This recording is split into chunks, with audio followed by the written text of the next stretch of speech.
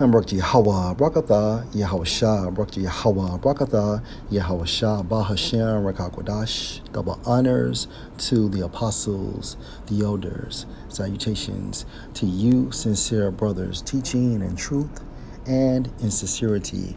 Lesson will be entitled Stolen Customs. Lord, will you are edified. Customs goes into the origin of habits or a way. Okay? What you are looking at is a young lady from the tribe of Gad, right? Now, Gad in modern time is known as Native Americans, okay? But according to biblical doctrine and based on the lineage of their fathers, their biblical identity is the tribe of Gad.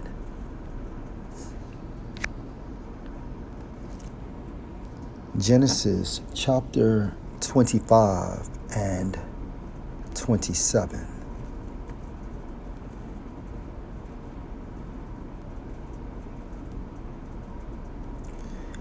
And the boys grew, and Esau. Now, Esau is the father of so-called white people, right? Based on the lineage of their fathers, was a cunning hunter, a man of the field, and Jacob, who is the progenitor of so-called Negroes, so-called Hispanics, and so-called Native Americans based on the lineage of our fathers, right?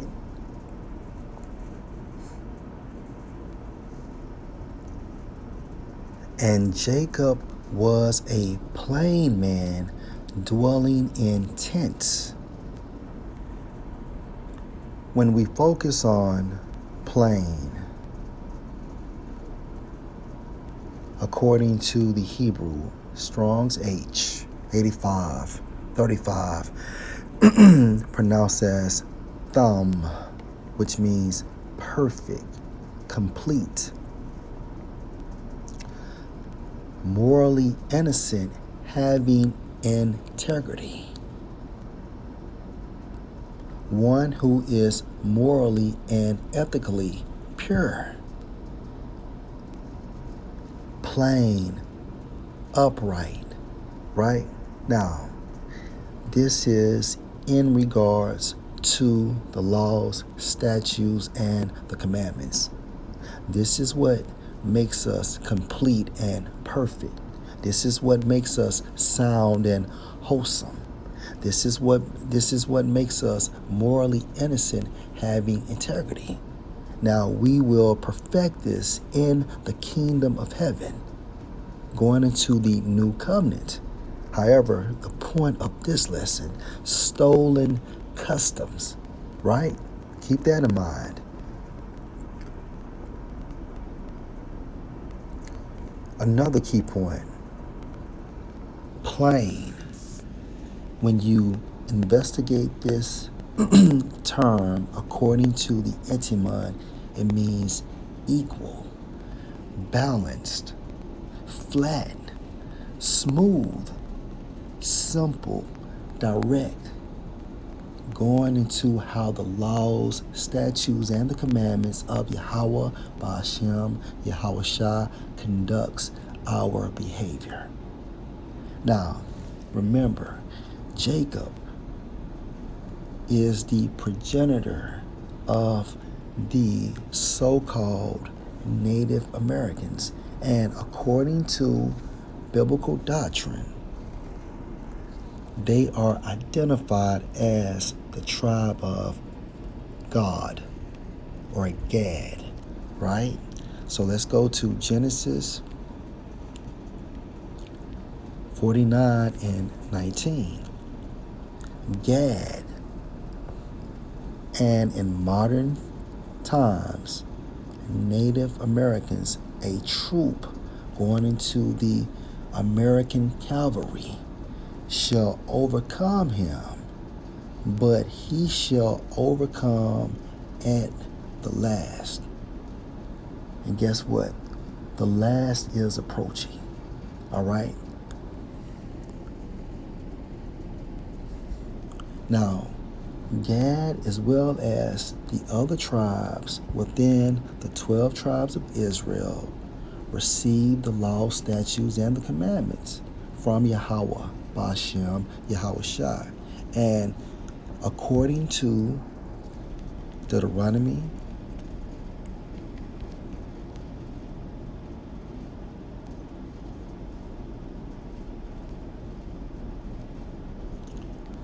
4:5, behold, I have taught you statutes and judgments, even as the Lord Yahweh, my power, commanded me.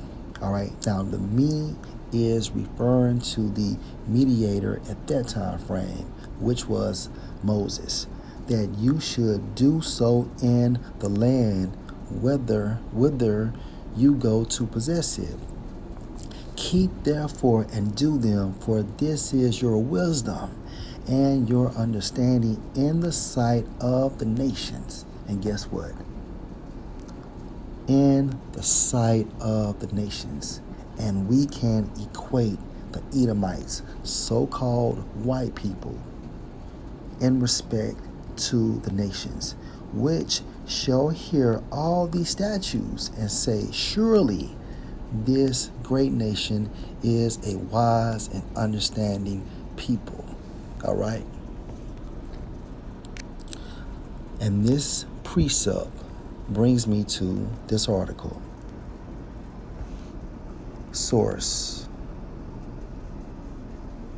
Newsbreak original. Article entitled, "The American Constitution was adapted from a Native American nation," right?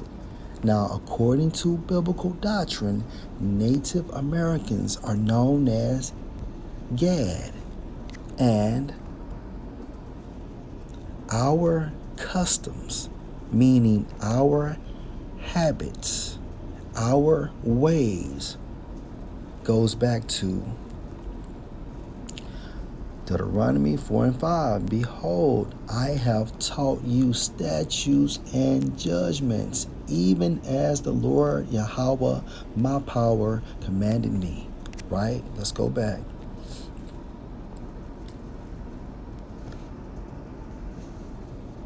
When you analyze the term constitution, it goes into the origin of to set in order, right? So the Edomites got their order regarding the Constitution from Gad. The American Constitution was adapted from a Native American nation. The American Constitution, which protects the rights and liberties of the citizens of the U.S., was not exactly written by the founding fathers of the country. Native American forms of governance influenced the founders who established the U.S. Constitution, founded on their democratic values. Hence, Native American, Gad forms of governance. Hence, Deuteronomy 4:5, right?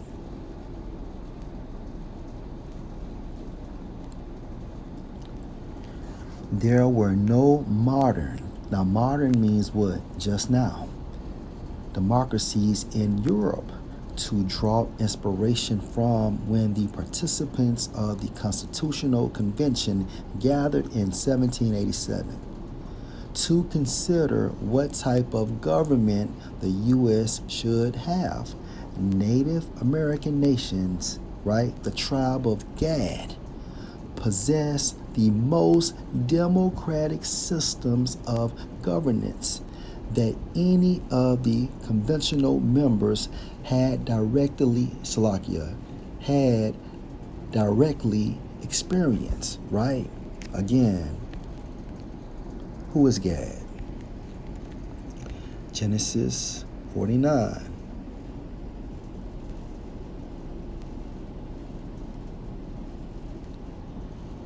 And according to the NLT, right? Genesis 49:1. Then Jacob called together all his sons and said, gather around me, and I will tell you what will happen to each of you in the days to come. Verse 19.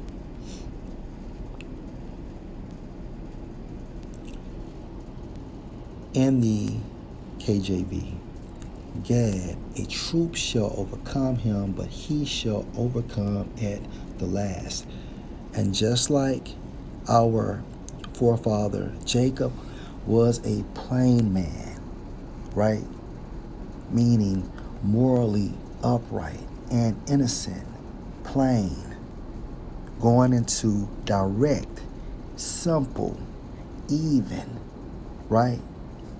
So was our fellow brothers, the Gadites, okay?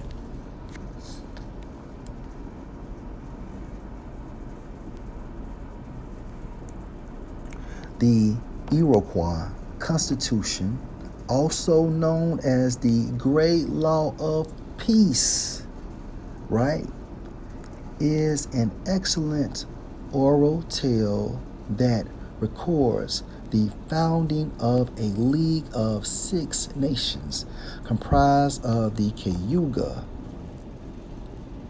Onondaga, Mohawk, Oneida, Seneca, and eventually the Tuscarora nations.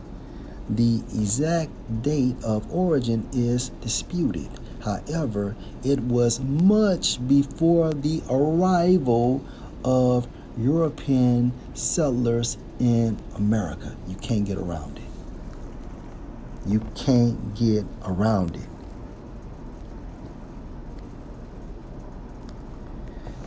The Iroquois Confederacy dates back several centuries to when the great peacemaker established it by combining 5 nations: the Mohawks, Onondaga, Cayuga, Oneida, and Seneca. Around 1722, the Tuscarora nation joined the Iroquois, commonly known as the Haudenosaunee, which means people who build a house, going into a kingdom, right? And this constitution set in order on how they would deal with each other and within their tribes, right? Again, Haudenosaunee, which means people who build a house. These 6 nations joined forces to establish a multi-state government while retaining their own sovereignty.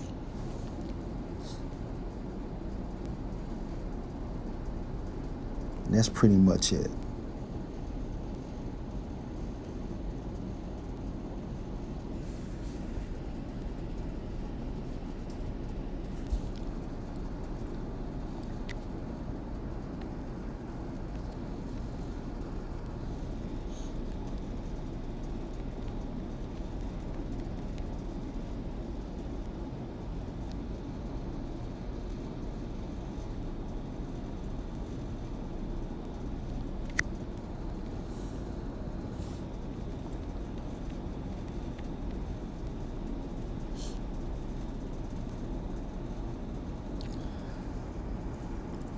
Matthew 22 and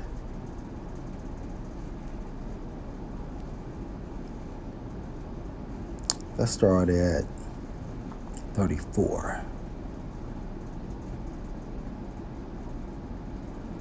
And let's read this in the NLT.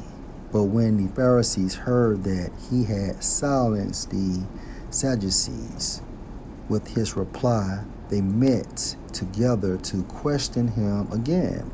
One of them, an expert in religious law, tried to trap him with this question: Teacher, which is the most important commandment in the law of Moses?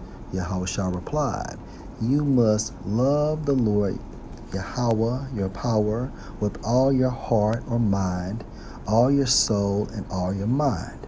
Right? Verse 38. This is the first and greatest commandment. Verse 39. A second is equally important. Love your neighbor as yourself. The entire law and all the demands of the prophets are based on these two commandments, right? Again, the entire law and all the demands of the prophets are based on these two commandments, on worshiping Yahweh and treating, okay, and how we treat one another, okay?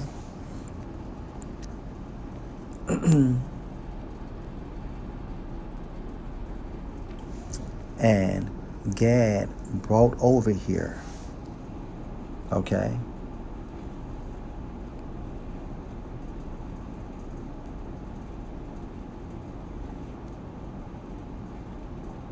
an influence from the laws, statutes, and the commandments to establish their own governance. And what happened? Esau created the Constitution from Gad.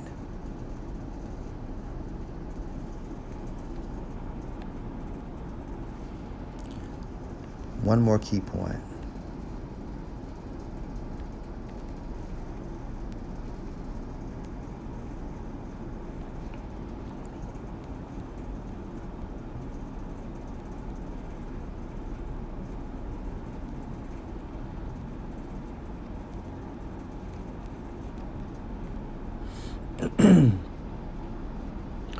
Also, for plain in the Hebrew, which is pronounced as thumb, which means what?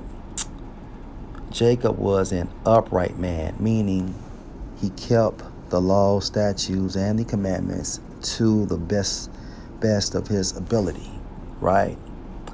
Dwelling in tents, where appears to indicate the milder and placid disposition.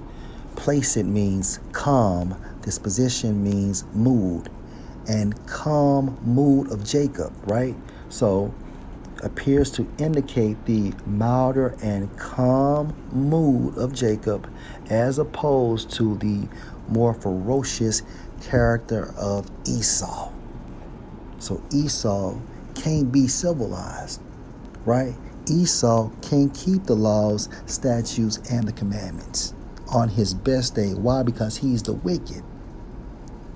And again, more proof in the spirit how he bit, from Israel to set in order himself. Remember, the Constitution, right, was for fellow Edomites and not Jake, period. Stolen customs going into habits or a way. Lord, will you edify? Shalom.